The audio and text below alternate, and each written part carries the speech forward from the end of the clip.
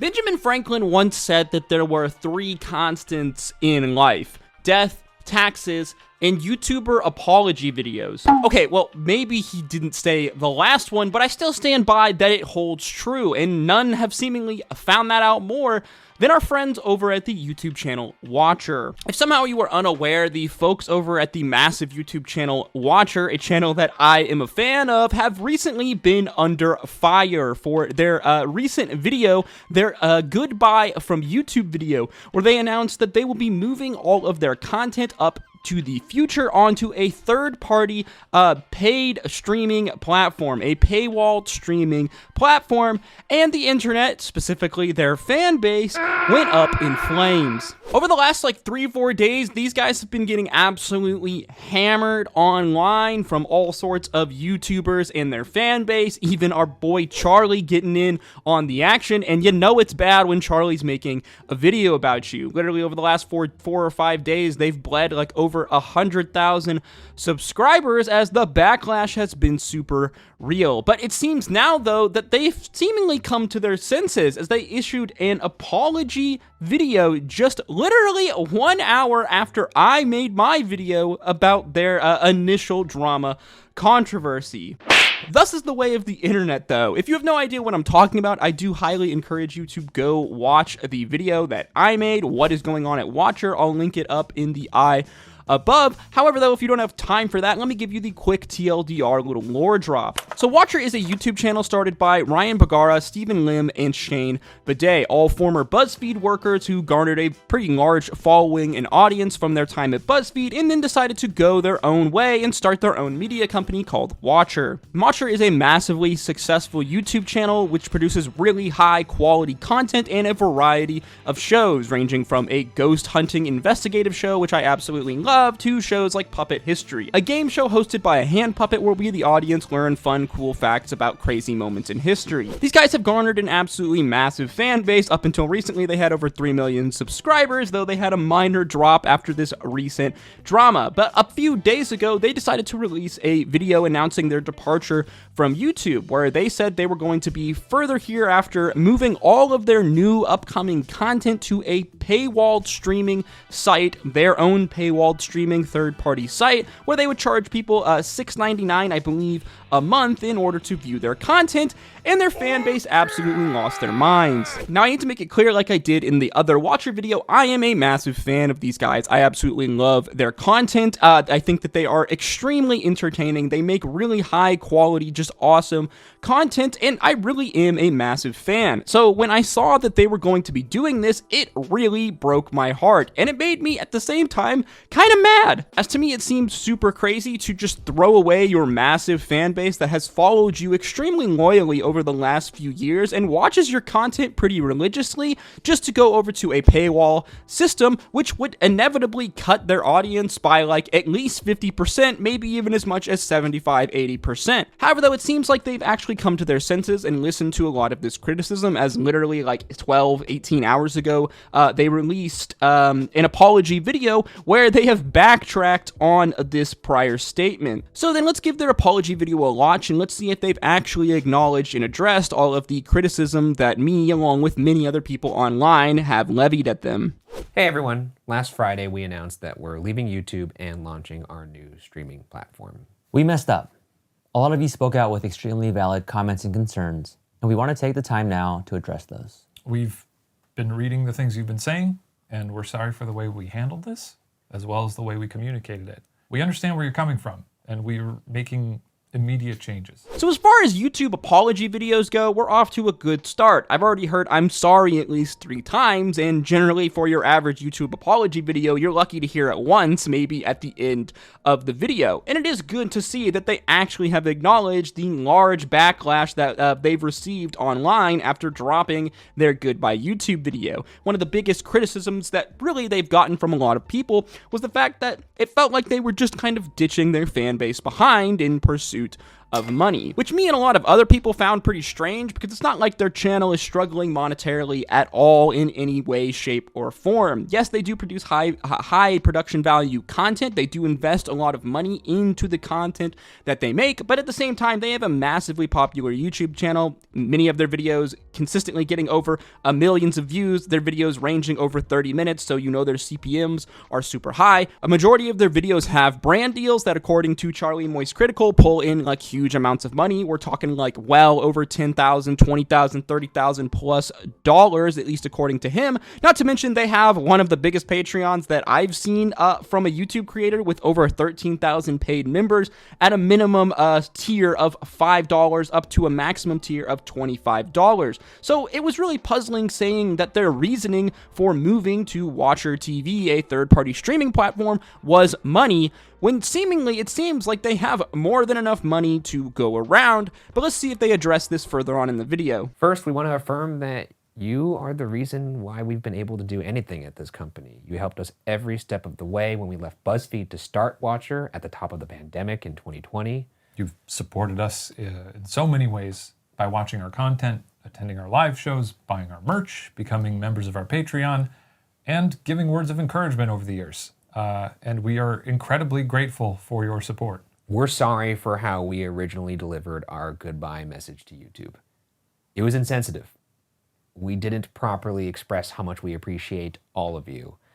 And we did a really bad job of explaining the reasoning behind this transition. So this is super true with like any online content creator. At the end of the day, a content creator can only be successful if they have a loyal fan base and audience that watches their videos. This is literally the root of all success in any content creation. Ultimately, at the end of the day, whether you're a YouTuber, streamer, what have you, you owe your success in any way, shape, or form down to the audience that follows you and supports you. And in cases like these guys, buy their merch, attend their live shows, give them money via Patreon, and not to mention watch their videos. Even just watching the video and not giving them any money supports them, because not only does it put the video into the algorithm, it also gives them that ad rev, that YouTube AdSense money. And here's really the main problem. Right there, we see right away that they have a variety of revenue streams. So whenever they announced that they wanted to add another revenue stream by moving their content behind a paywall, me, along with many other people, were super confused, because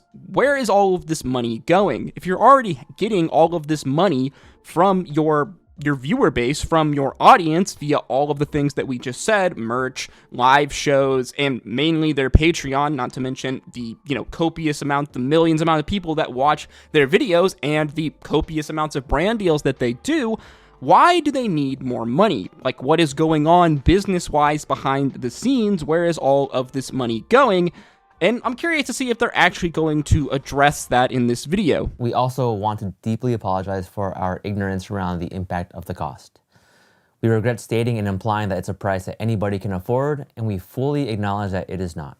We didn't take the proper consideration for how this cost would affect you, and hope you know that we are taking this as a serious learning experience. With that in mind, we're making some changes to ensure that there's a way for our community to continue watching our content for free. If you want to watch our shows early and ad-free, you can catch them on the Watcher platform a month earlier. After that, you'll be able to watch our shows on YouTube for free. This was like probably one of the biggest problems and like things that I feel like bothered a lot of people online, even me, in their like goodbye from YouTube video, was how they were framing the pricing around the Watcher TV like streaming service, saying that they wanted to get a price that they felt was reasonable, aka like $6.99, $5.99, whatever it was, which in reality may seem to some people like not a lot, but in the world that we live in now, especially considering all of the subscription services out there, it is a bit of a ludicrous price. I mean, if you compare it one-to-one with many other streaming services like Hulu or Netflix, whose prices range from anywhere from $6.99 to $10.99 to $15, it's just not worth as far as value for money. It really just felt like the way that they phrased this in their video was like super out of touch. I mean, why would I pay $6.99 a month? Even if I love these guys and absolutely love their content, why would I pay that price, $50 plus a year, when I can pay basically the same price, if not a little bit more, for access for something like Netflix or Hulu, a streaming service that has like millions of hours of content of any type of genre of content that I want, these two things just don't feel equal in terms of money to value, especially in a world, in America, at least nowadays, where like the average price of things has gone up tremendously. I mean, in a world where like the average cost of like a meal from a fast food place is now like $10, having to pay $6 a month to continue to watch one of my favorite YouTube channels just seems a little bit ludicrous and definitely out of touch. So it's nice to see them at least acknowledge that so far in this video, because I definitely think that that was one of the biggest things that pissed people off online. It also gives me hilarious flashbacks to years ago when that clip of Bad Bunny, I think she changed her name to Kira Chats, the Twitch streamer, went viral of her yelling at her audience about not subscribing and giving her, you know, $5. It's only $5, bro. $5 a month! For those that have already subscribed to the platform, we are so grateful for your support. But if this change has you rethinking your membership, we will issue a full refund. And all past episodes and series will remain available on YouTube. As for the question of why we decided to launch our own platform, when we started Watcher in 2020, we wanted to create shows that we were proud of, that we had ownership over, and that would provide you the caliber of content that we felt you deserved. However, we were finding it harder and harder to stay relevant to advertisers and the constantly changing YouTube landscape. We faced some incredibly challenging decisions. We didn't want to compromise our content to ensure they met advertising requirements, and we definitely did not want to lay people off that have brought Watcher to life behind the scenes, and we didn't want to bring Watcher to a close, which would have happened if we stayed solely on YouTube. So there it is. There's the main backpedal from our friends, the Watcher Boys. They have gone from putting all of their content behind a paywall to acknowledging that that was probably not a very good idea and not a great way to repay their massive fan base that is really extremely loyal to them, and instead they are going to be releasing their content 1 month later onto YouTube for free. So basically the Watcher streaming service app is something, you know, kind of similar to Patreon, where you get to watch the videos, the premieres, a month before they air for free on YouTube. Now, it's funny because it seems like they basically were too deep to completely backpedal on the Watcher TV, you know, app altogether, even though it seems like they probably should have scrapped it just altogether, but they were definitely too deep to do that. So this seems like a healthy middle ground to where they can still get use out of the Watcher TV app. People will still pay for it, though I doubt that many people actually will, and the rest of us can still watch their content for free and still continue to support them through, you know, AdSense, through our views, through watching it on YouTube. This feels like probably the best, like, middle ground, like, outcome that, like, should have happened. This probably should have been the plan from the very beginning, as the idea of putting all of your content behind a paywall after you've been giving it for free for years seems like absolutely mental to me, though it is interesting because generally this type of a thing, you know, allowing your members who pay money to view your content, you know, maybe a month, 2 weeks earlier is generally what happens with Patreon. That's generally what Patreon supporters get, one of the main perks that oftentimes content creators will give their Patreon supporters. This was one of the things that I brought up that just seemed absolutely mental. Like, imagine being a, like, loyal Patreon supporter of these guys. Maybe you give them, like, $5 a month. Maybe you've been doing that for, like, the last few years now, and then all of a sudden they come to you saying, that's not good enough. You have to also give us $6 a month if you want to view our content at all. It's actually baffling to me. Like, I don't understand the thought process behind it, and they still haven't addressed the main elephant in the room. What is going on with their funding? Why did they need this, like, seemingly other revenue stream altogether? That's why we decided to launch the platform, so that we as a company could continue, we could pay our staff fairly, and not only continue to make great content for you, but expand with new shows, new voices, all ad-free. And now with the addition of accessible options, this is a decision that we all believe is the best for Watcher. However, we realized that in figuring out the logistics of what this might take, we overlooked the way it would impact all of you. We hope you'll be patient with us through these mistakes, and we remain incredibly sorry that they were made in the first place. We also want to directly address our Patreon community, who have played such a key role in supporting us from the very beginning. All current Patreon members will receive a free subscription code to the platform. If you already purchased a subscription, please contact us and we will issue you a full refund. We look forward to continuing to make shows and introducing all the incredible things that we've got planned for the platform alongside YouTube. And in the meantime, we are forever grateful to all of the people who make up our community, and we hope that you consider joining us in this next chapter of our journey, whether that's on YouTube or on the platform. Thank you. Thank you.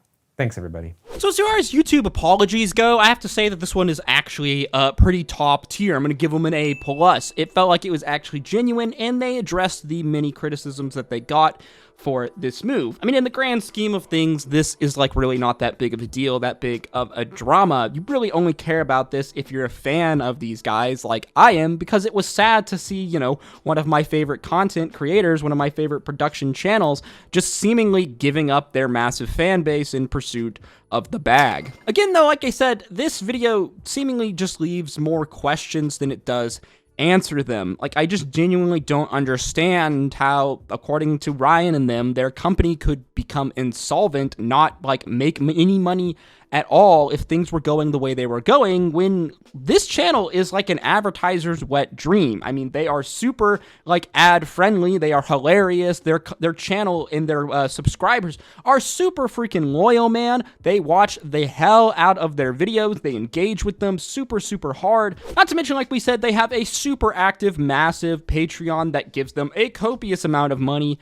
every single year. Their merch sells out pretty freaking regularly, along with their mini live shows, which also sell out pretty freaking regularly, as well as the other revenue streams that they have. I understand wanting to redistribute money into your own company, especially if it means making really high quality content, which we, the fans, do appreciate. But it does make me question, like, what is the management of this money? You know what I mean? Are we paying our staff too much? Are we paying ourselves too much? Like, where is all of this money going? Because there is like a copious amount of money being funneled into this channel. This channel by no means should be a struggling channel. This is a very lucrative, successful channel. By all accounts, their channel should only be continuing to grow if it wasn't for this slight little oopsie that they did, wanting to open this like third-party streaming platform and move all of their content away. We also can't forget that at one point they were considering taking all of their content, their catalog of content, off of YouTube completely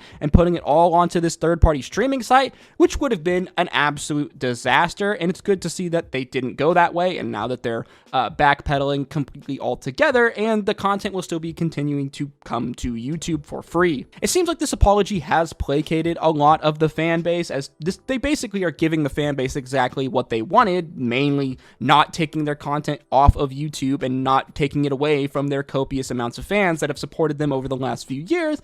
Though I imagine that there is a subsection of the fan base that probably will never trust them and watch them again. Me personally, I will continue to watch their videos. They just make fantastic content, even if this little oopsie happened. Though I do have to say that this does bring up more questions than it does answer them to me, because like we've said multiple times in this video, there's a lot of money running through this production company. So where is it all going? I don't believe that it's all being funneled back into the production and that's where it's all going.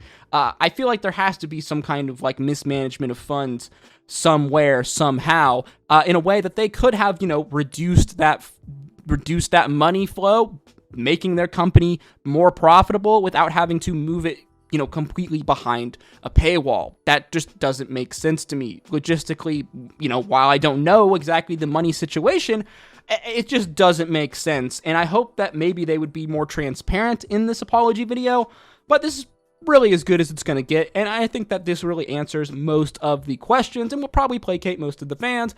And hey, at the end of the day, this really isn't that big of a deal, and I'm just happy that I can continue to watch my favorite ghost hunting boys again for free on YouTube, because there was no way I was paying $6.99 a month just to watch one YouTube channel. That's fucking absurd. There's a couple comments I saw online that definitely I found really interesting, one being, like we just said, the fact that they're worried about paying their employees a livable wage, talking about how the company is not, like, monetarily, like, you know, going to survive, yet they also just hired a new set of employees for Steven's new show. So how are these two things possible? How can you hire more people worrying about paying them a livable wage when you're having trouble, seemingly, at least according to them, paying the people that you already have? That just doesn't make sense to me. Definitely a little weird. Who knows? Another comment that I thought was funny, just really funny. This is more aimed towards Steven, who does a food show where he goes and eats really expensive, crazy food. It was funny when you ate gold leaf ice cream on BuzzFeed's dime, but it's less funny when it's our money. Ouch. That one definitely hits really hard, and it has a lot of truth in it. It definitely hurts a lot more seeing them, do these sorts of things when it's on our dime, the viewer's dime, the audience's dime, the fan base's dime, as opposed to BuzzFeed's dime. At the end of the day, though, there's a lot bigger problems in the world than this little bit of drama over at the Watcher YouTube channel. I am still a fan of these guys. They still, to me, seem like genuinely good people, however much you can glean from how they are as people through the screen. But to me, they do seem like good people who are trying to do the right thing, and I respect that they're trying to pay their employees a livable wage, though I still have to say, there's so many more questions that I have about what is going on over at Watcher, but hey, at least at the end of the day, we can still watch our content, everyone's favorite ghost hunting boys and our favorite little puppet man for free now. So that's W, I guess. Let me know in the comment section down below what you think of this little Watcher drama, these Watcher shenanigans. Will you be continuing to support them? Will you be continuing to watch them after this? Or are you just too mad to care? As always, if you enjoyed the video, learned something new, please make sure you like, comment, and subscribe, as that is the easiest way to help support me and help put the videos into the algorithm and ensure that these videos keep coming. As always, guys, thank you so much for watching. If you did enjoy this video, then why don't you check out one of the videos on screen now. You guys know the drill. Drink your water, hug your mother. Until next time, stay safe out there. Peace, love, Adu.